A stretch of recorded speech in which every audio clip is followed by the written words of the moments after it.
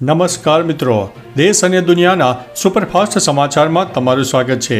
બાવળામાં જળબંબાકાર, traffic જામના દ્રશ્યો સામે આવ્યા છે। અમદાવાદ જિલ્લાના બાવળા શહેરમાં જળબંબાકારની પરિસ્થિતિનું નિર્માણ થયું છે। શહેરના અનેક સોસાયટીમાં હજુ પણ પાણી ભરાઈ ગયેલા જોવા મળી રહ્યા છે। બીજી તરફ બાવળાથી ચલોડા તરફનો માર્ગ પણ પાણીમાં ગરકાવ થઈ જવા પામ્યો છે। બાવળાના રોડ રસ્તા પર પાણીમાં ગરકાવ થઈ જતા લોકોને ભારે હાલાકીનો સામનો કરવો પડી રહ્યો છે। ઉપરાંત અનેક રસ્તાઓ અને રોડ ઉપર સંપર્ક વિહોણા બની ગયા છે। ભારે વરસાદને કારણે પાણી ભરાઈ જવાની સમસ્યા સર્જાય છે, જે કારણે હાઈવે ઉપર પણ ટ્રાફિક જામના દ્રશ્યો સર્જાયા હતા। મિત્રો, અન્ય મહત્વના સમાચારની વાત કરીએ તો લીમખેડામાં ધોધમાર વરસાદથી ઉમરિયા ડેમ ઓવરફ્લો થયો છે। હવામાન વિભાગની આગાહી અનુસાર દાહોદ જિલ્લામાં લાંબા વિરામ બાદ વરસાદ વરસી રહ્યો છે। ભારે વરસાદને કારણે લીમખેડા તાલુકાનો ઉમરિયા ડેમ ઓવરફ્લો થયો હતો। ડેમની પૂર્ણ જળ સપાટી 280 મીટર છે।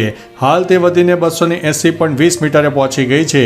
આ ઘટનાને ખેડૂતોમાં આનંદની લાગણી ફેલાઈ ગઈ છે, પરંતુ નજીકના નીચાણવાળા ગામોમાં સાવચેતીના પગલે વહીવટીતંત્ર દ્વારા એલર્ટ જારી કરવામાં આવ્યું છે। મિત્રો, અન્ય મહત્વના સમાચારની વાત કરીએ તો રાજ્યના ખેડૂતો માટે માઠા સમાચાર। ઇફકોએ એમપીકે ખાતરના ભાવમાં પ્રતિ 50 કિલોની બોરી માટે 130 રૂપિયાનો વધારો કર્યો છે। અગાઉ 1720 રૂપિયામાં મળતી ખાતર બોરી હવે 1850માં મળશે। જાન્યુઆરી 2025માં પણ 250 રૂપિયાનો વધારો થયો હતો। 6 મહિનામાં કુલ 380 રૂપિયાનો વધારો થતાં ખેડૂતોમાં ભારે રોષ છે।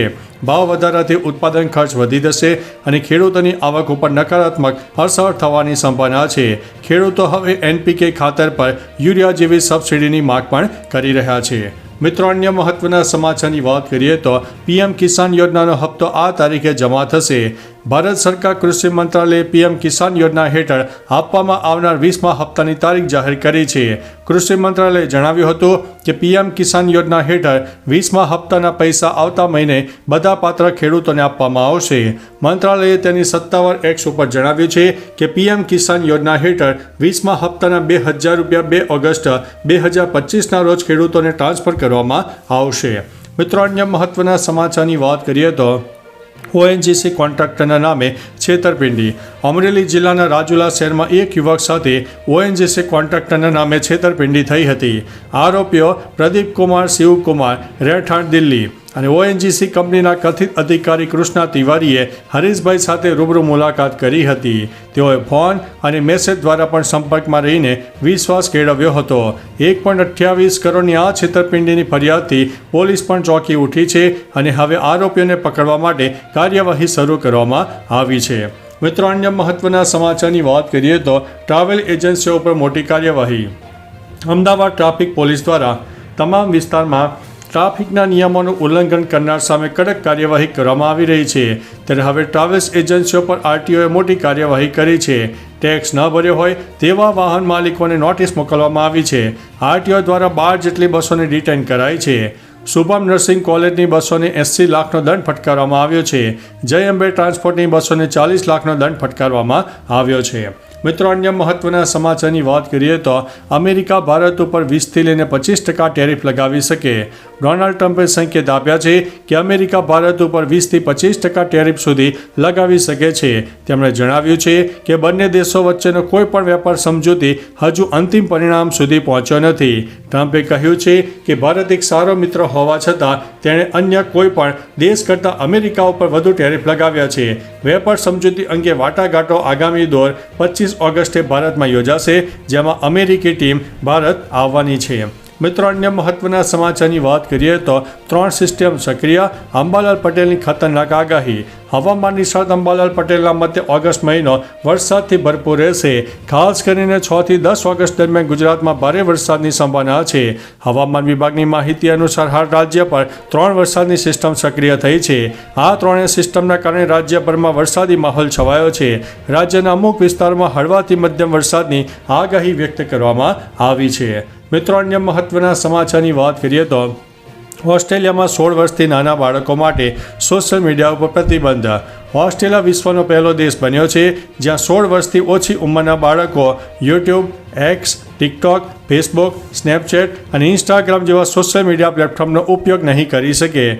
ઓસ્ટ્રેલિયાની સંસદમાં આ પ્રસ્તાવને મંજૂરી મળી ગઈ છે. આ પ્રતિબંધને લાગુ કરવાનું પરીક્ષણ જાન્યુઆરીમાં શરૂ થશે. કાયદાનું પાલન ન કરનાર કંપની પર $32 મિલિયન એટલે કે આશરે 270 કરોડ રૂપિયા સુધીનો દંડ પણ થઈ શકે છે. મિત્રો, અન્ય મહત્વના સમાચારની વાત કરીએ તો સુનામી આવી, જાપાનથી અમેરિકા સુધી એલર્ટ. રશિયાના દરિયાકાંઠે 8.7ની તીવ્રતાના ભૂકંપને કારણે ભયાનક પરિસ્થિતિ ઊભી થઈ છે. ભૂકંપ પછી સુનામી આવી છે, જેના મોજા રશિયાના સેવરો કુરિલ્ફમાં ભારે બળથી અથડાયા હતા. આ મોજાઓએ દરિયાકાંઠાની ઇમારતોને તેના પાયા ઉપરથી ઉખેડી નાખી હતી અને કાટમાળને સમુદ્ર તરફ ખેંચી ગયા હતા. ઘણી ઇમારતો સંપૂર્ણપણે ધરાશાયી થઈ ગઈ છે. બીજી તરફ જાપાનથી અમેરિકા સુધી સુનામીનું એલર્ટ પણ આપવામાં આવ્યું હતું. મિત્રો, અન્ય મહત્વના સમાચારની વાત કરીએ તો એર ઇન્ડિયામાં 100 સુરક્ષા ખામીઓ. DGDCA એર ઇન્ડિયાના વિમાન સંચાલનમાં 100 સુરક્ષા ખામીઓ શોધી કાઢી છે. વાર્ષિક સુરક્ષા ઓડિટ દરમિયાન આ ખામીઓ પ્રકાશમાં આવી છે. આ ખામીઓમાં 7 ખામીઓ DGCA દ્વારા સૌથી ગંભીર શ્રેણીમાં મૂકવામાં આવી છે, જેમાં પાયલોટ તાલીમનો અભાવ, બિનકાર્યક્ષમ સિમ્યુલેટર, ફ્લાઇટ રોસ્ટરનું સંચાલન કરતા પ્રશિક્ષિત સ્ટાફનો અભાવ જેવી ખામીઓ સમાવેશ થાય છે અને 30 જુલાઈ સુધીમાં તેને સુધારવા માટે અલ્ટિમેટમ આપવામાં આવ્યું છે.